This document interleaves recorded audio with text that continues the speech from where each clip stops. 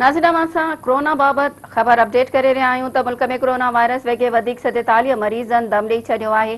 गुज़िरियल 24 कलाकनि दौरान 1303 नवां केस ज़ाहिर थिया आहिनि।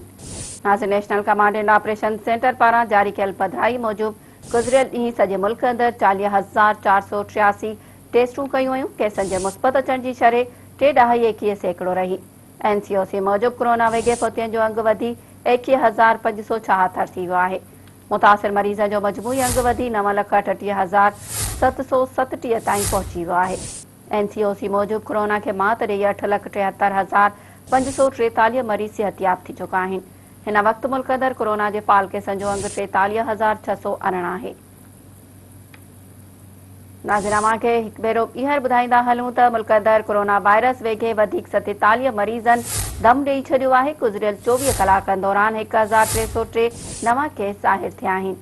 नाज़रीन national command and operation centre पारां जारी कयल पधिराई मूजिबि गुज़िरियल ॾींहुं सॼे मुल्क अंदरि 40,483 टेस्टूं कयूं वयूं। केसनि जे मुस्बत अचण जी शरह 3.21% रही। NCOC मूजिबि कोरोना वेगे फौतियुनि जो अंग वधी 21,576 थी वियो आहे। मुतासिर मरीज़ जो मजमूई अंग वधी 9,38,737 ताईं पहुची वियो आहे। NCOC मूजिबि कोरोना खे मात ॾेई 8,73,543 मरीज़ सिहतयाब थी चुका आहिनि। हिन वक़्तु मुल्क अंदरि कोरोना जे फाल केसनि जो अंग 43,618 आहे।